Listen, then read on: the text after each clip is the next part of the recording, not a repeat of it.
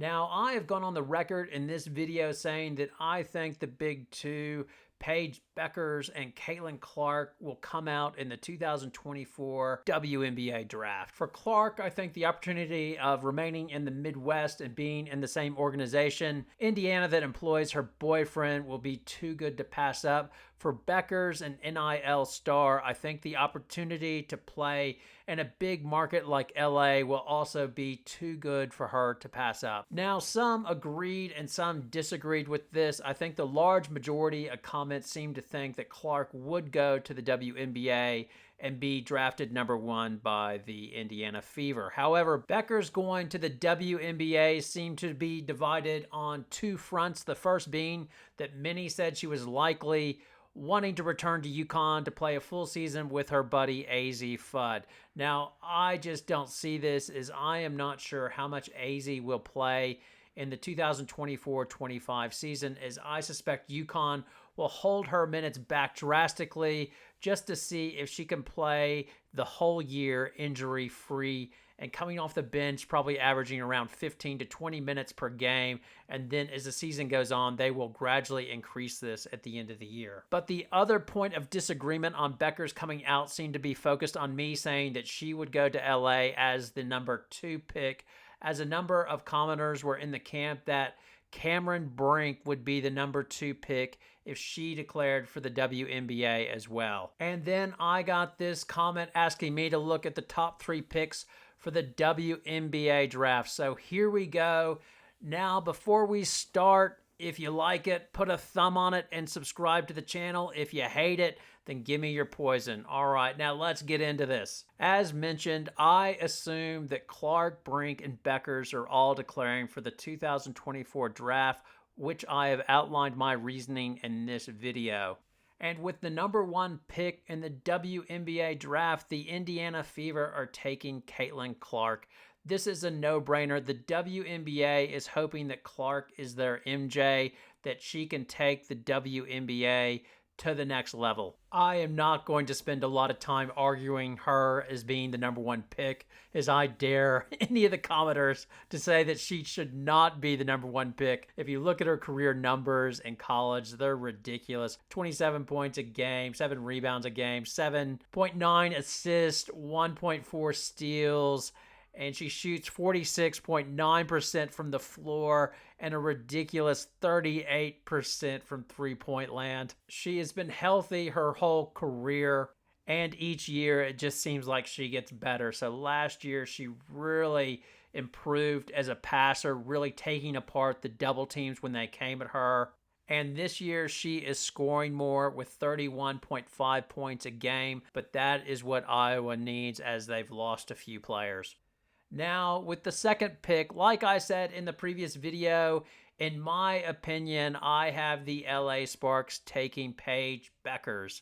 And really, this is on 2 fronts. First, Magic Johnson has a big say, as he's in the ownership group, and Magic loves stars. Remember, he was running the Lakers in 2017 when they decided to dump D'Angelo Russell and take Lonzo Ball. Now, to be fair, Russell had been a disaster. As well, the Sparks need stars to attract attention in the tough LA market, and I don't think he will let Sparks management take center power forward Brink over point guard Paige Bueckers.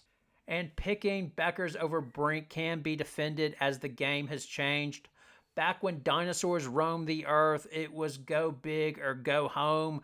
Russell, Wilt, Jabbar, and Walton, it was simple. Always go big over little. And when the world changed, it was in 1984 by MJ. Houston drafted Olajuwon, which worked out, but Portland went Sam Bowie and were crushed for passing up the best player of all time, MJ. Portland gave another lesson on what not to do when they took Greg Oden over Kevin Durant. And since that time, I think it's made it a lot easier for these teams to justify and take a smaller player over a big. Now, Bueckers is high risk, high reward. The reward is obviously the numbers that she put up her freshman year, which are sick.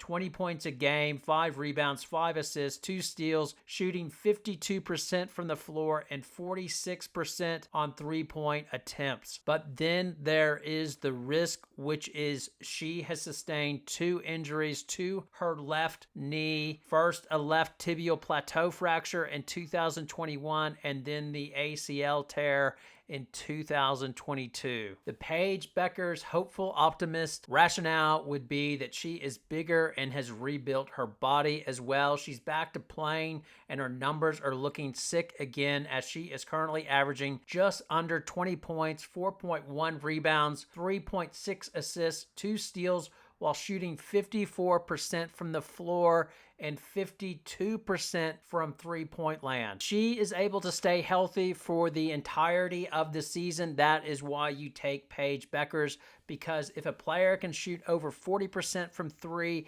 and get to the basket at will, as well as pass, then they will dominate in the modern game, as 3 is more than 2. Much like a QB, she will always have the ball in her hands and get it in the right place.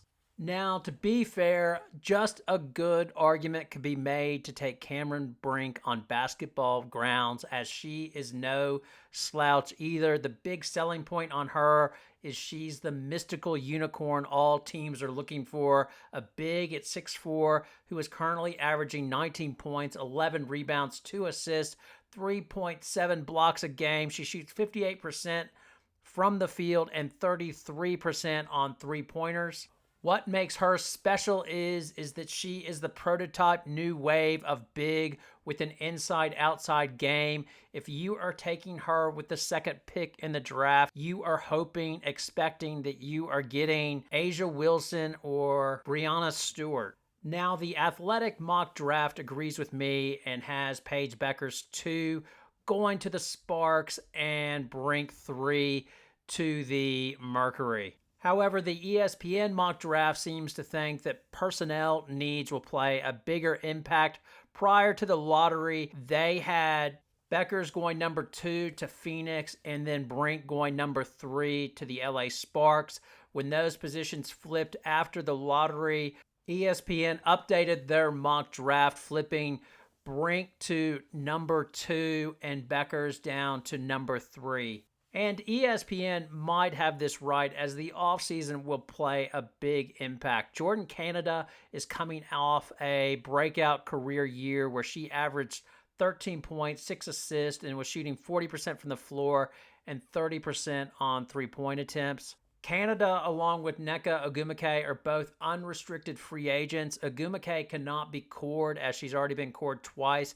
Canada can be cored. If the Sparks did this, they would likely sign her to a one-year deal worth $240K against their salary cap. Or they could let her walk, or potentially sort of negotiate a longer-term deal, maybe 2 years, just below the 240 mark, maybe around $200K. If they took those options where they were bringing her back at $200K, it's hard to envision them also drafting Bueckers. But the other part of the equation for the Sparks is Nneka Ogwumike, as she cannot be cored, like I said, and if she leaves, then they would obviously be more keen to bring in Brink to replace Nneka Ogwumike. As well, if the Sparks are able to re-sign Canada and Nneka Ogwumike, then Brink might be more on the table for them, as it could be one long-time Stanford grad alum that went to the Sparks, mentoring the next Stanford grad to lead the Sparks on to the future, that sort of narrative, which does make sense from a basketball standpoint in terms of personnel as well, because you're not even considering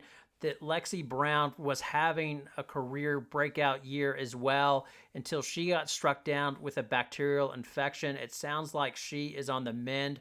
So with those two, the Sparks might say, no, we really need to take this opportunity to sort out our long-term front court, and having a chance to get a Stewart Wilson type is just too good to let go. As well, from a personnel standpoint, obviously Kurt Miller is comfortable working with double bigs, as he did that in Connecticut with Jones and Thomas. I think the more that you look at this, I think it's pretty clear that there's not really a wrong pick. The real risk to the LA Sparks is if they get Bueckers and she gets injured straight away, as they will get second guessed after that point. But otherwise, I think they could go either way and defend their choice. Now, I would go Bueckers, as I think she's just that sort of generational type player. But that's not me saying Brink is not worthy or they screwed this up if the Sparks wind up taking Brink number 2. But again, my suspicion is, and I don't have anything to prove it, and the internet is forever, and I might look like a clown on this, but my suspicion is Magic is pulling the strings in the background, and he won't want to miss out on the chance to select Paige Bueckers, a generational point guard, much like he was for the Los Angeles Lakers. Now it is over to you. What is your 1, 2, and 3 if Clark, Bueckers, and Brink come out? As well, do you think they will all declare for the WNBA draft? Your comments and poison are always welcome, and remember, if you like it, then put a thumb on it and subscribe to the channel.